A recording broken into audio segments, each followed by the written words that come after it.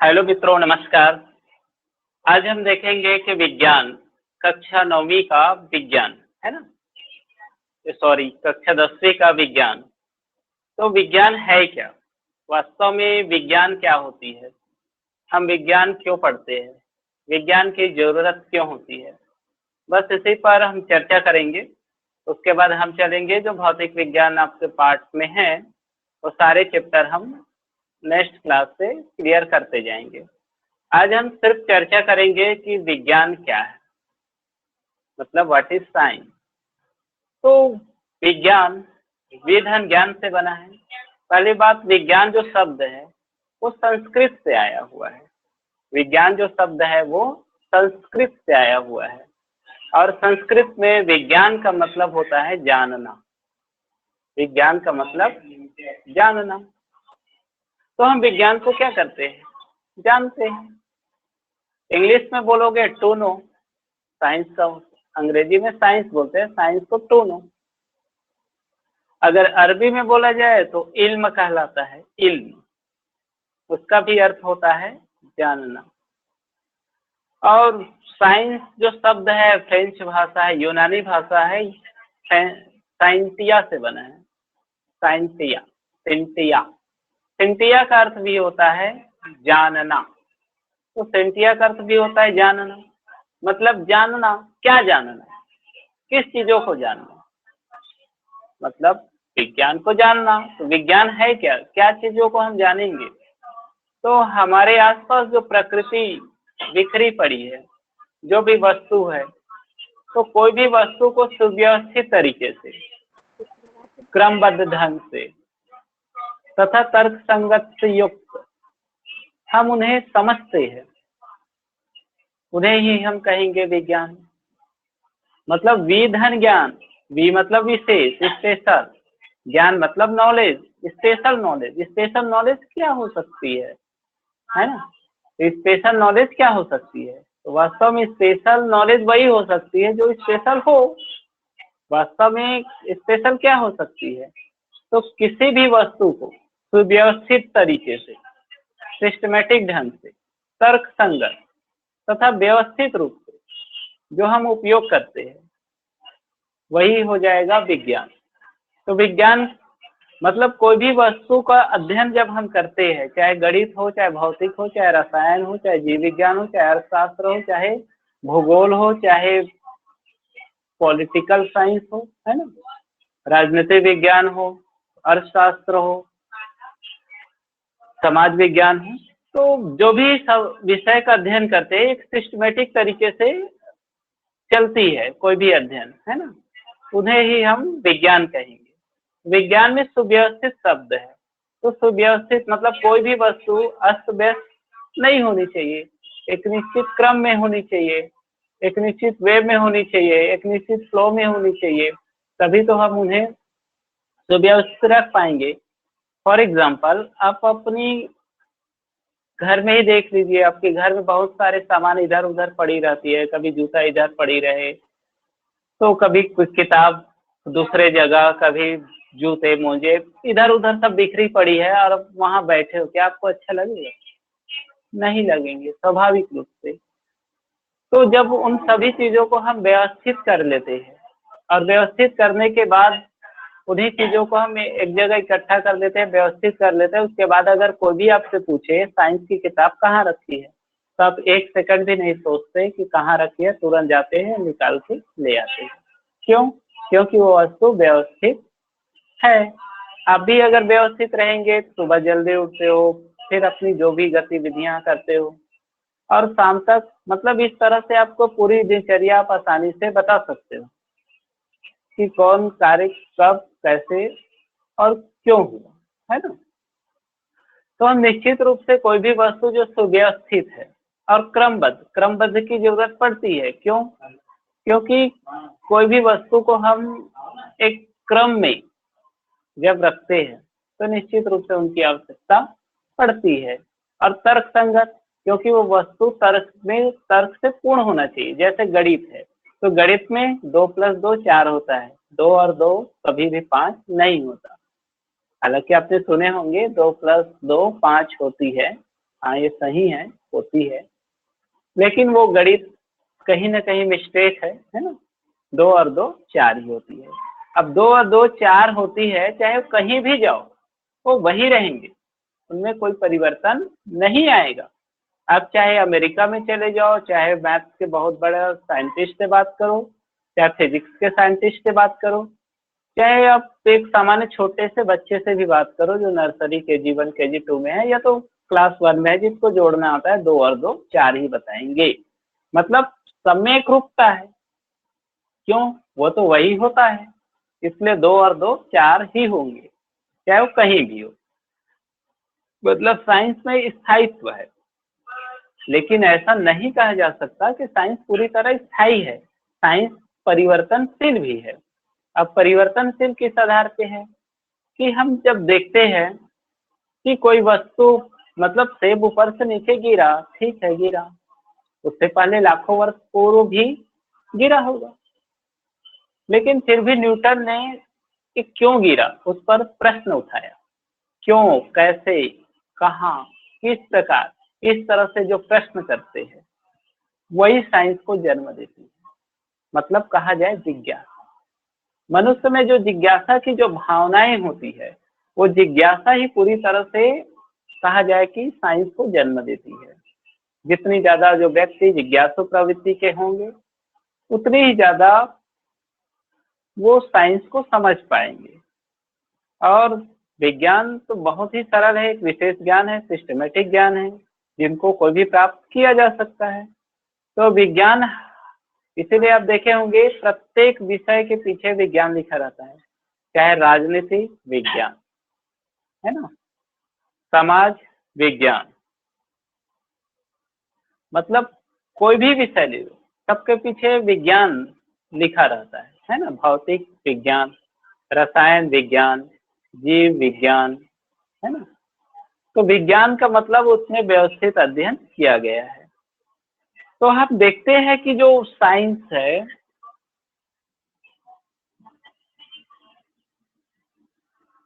तो हम देखते हैं कि जैसे विज्ञान है, विज्ञान, विज्ञान, विज्ञान में संधि विच्छेद करोगे वी धन बनता है ज्ञान। वी का मतलब होता है विशेष, ठीक है। वी का मतलब क्या हो जाएंगे? विशेष। और ज्ञान का मतलब तो नॉलेज है, मतलब ज्ञान है। और विज्ञान जो शब्द है वो कौन से शब्द है? संस्कृत का शब्द है। और विज्ञान को क्या बोलते हैं? साइंस भी बोलते हैं, SCIENCE, साइंस। साइंस कौन सा भाषा है? यूनानी भाषा है, यूनानी भाषा। साइंस शब्द की जो उत्पत्ति हुई है वो सिंटिया से हुई है, सिंटिया। सिंटिया का मतलब क्या होता है? जानना। सिंटिया का मतलब जानना। विज्ञान का मतलब भी क्या होता है? जानना। और अंग्रेजी में क्या होती है? To know, to know. उनका भी अर्थ हिंदी में क्या होता है? जानना, ठीक है। अरबी में होती है इल्म, इल्म। संस्कृत विज्ञान को क्या बोलते हैं अरबी में? इल्म बोलते हैं। किसमें बोलते हैं? अरबी में। और इसका अर्थ क्या होता है? जानना, ठीक है। इसका अर्थ होता है जानना। तो इल्म होते हैं, इल्म अरबी में होता, अरबी में विज्ञान को इल्म कहते हैं, जिसका भी अर्थ होता है जानना, है ना। तो कहा जाए कि पूरा साइंस, पूरा विज्ञान जिसको हम जानने से लेते हैं, लेकिन जानना किसको है? तो कुदरत के जो पूरे नियम हैं, ठीक है, प्रकृति के जो नियम हैं, या किसी भी वस्तु को करने के एक सही तरीका है, उन्हें हम विज्ञान की श्रेणी में लाके खड़ा कर देते हैं। अब चलते हैं विज्ञान की परिभाषा क्या हो सकती है। तो विज्ञान की जो परिभाषा है, विज्ञान, विज्ञान,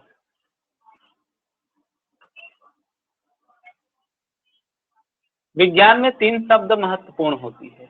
एक तो आप डायरेक्ट लिख सकते हो, विशेष ज्ञान को विज्ञान कहते हैं, विशेष ज्ञान को विज्ञान कहते हैं।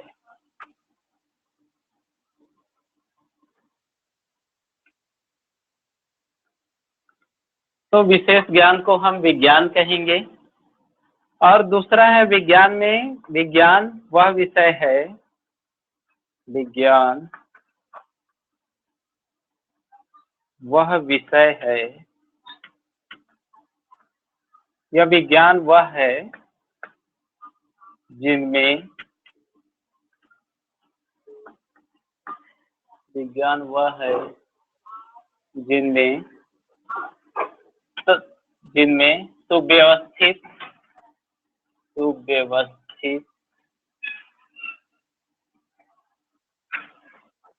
क्रमबद्ध व तर्कसंगत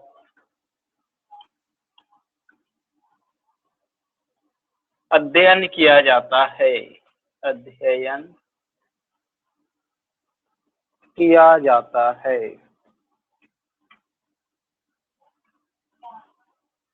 ठीक है, विज्ञान व व्यवस्थित, क्रमबद्ध व तर्क संगत अध्ययन किया जाता है, उन्हें क्या कहते हैं? उन्हें विज्ञान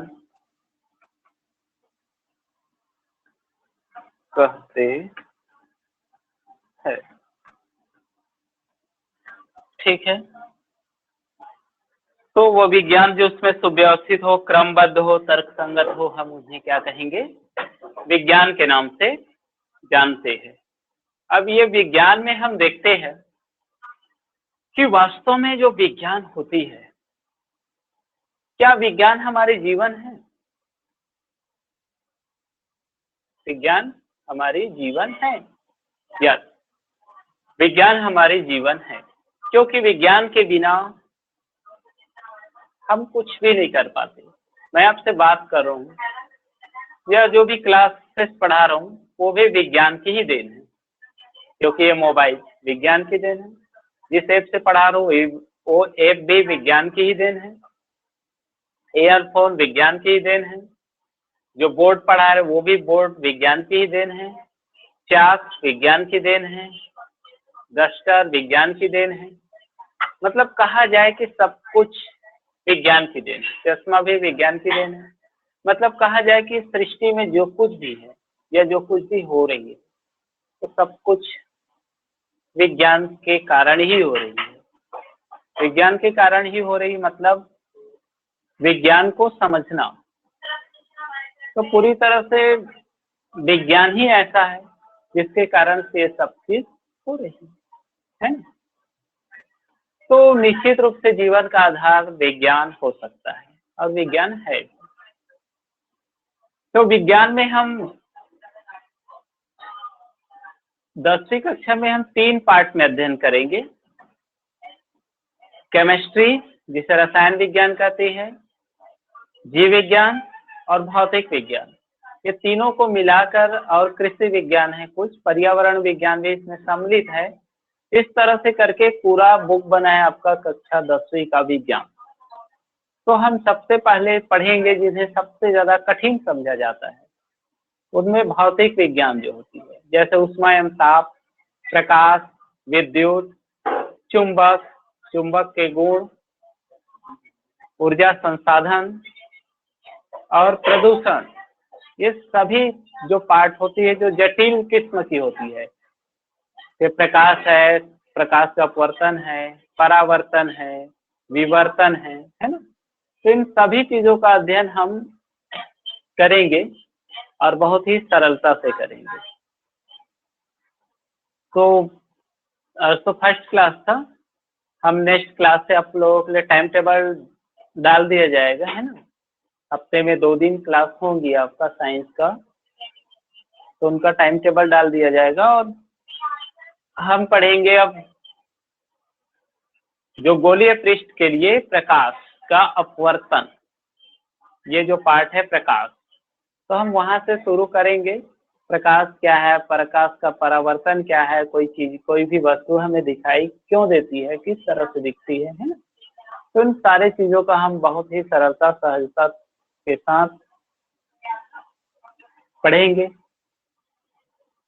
और आप लोग भी पढ़िएगा, फिर बहुत मजा आएंगे क्लास में, है ना। तब आज के क्लास को यहीं समाप्त करते हैं। किसी का कोई क्वेश्चन हो तो अनम्यूट करके पूछ सकते हैं।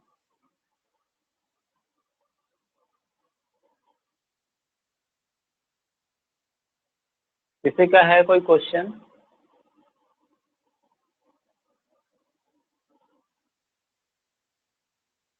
सुधा जी, आपका कोई क्वेश्चन है?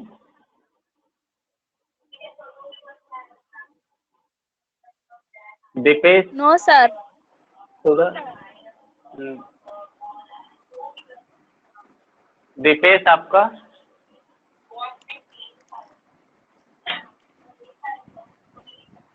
दीपेश जी, आपका कोई क्वेश्चन है? हाँ, आप जो भी पढ़ाया जाएगा उनके वीडियो रिकॉर्डेड मिलेंगे 24 घंटा के अंदर। जो भी चैप्टर पढ़ाया जाएगा उनका आपको टेस्ट होगा, ऑब्जेक्टिव टेस्ट लिया जाएगा और वो आपके ग्रुप में भेज दिया जाएगा कौन कितने नंबर पाया है ना। और आपकी मैथ की क्लास भी होगी। मैथ की क्लास की टाइम टेबल आपको भेज दिए जाएंगे। हो सकता है अगर कल मैथ की क्लासेस होंगे 10th का तो आपका मैथ का क्लासेस भी लिए जाएंगे, ठीक है। तो आपको इसी प्लेटफॉर्म में आपको मिलेंगे मैथ और साइंस दोनों की क्लास। 9th और 10th का मैथ साइंस की क्लासेस, 11 12 की फिजिक्स की क्लास, भौतिक शास्त्र की क्लासेस भी यहीं होगी। 11 12 भौतिक शास्त्र और 11 12 मैथमेटिक्स, 11वीं मैथ 12वीं मैथ, 11वीं फिजिक्स 12वीं फिजिक्स, 9वीं मैथ 10वीं मैथ और 9वीं साइंस और 10वीं साइंस। तो सारी क्लासेस सब मैं ही दूंगा, है ना।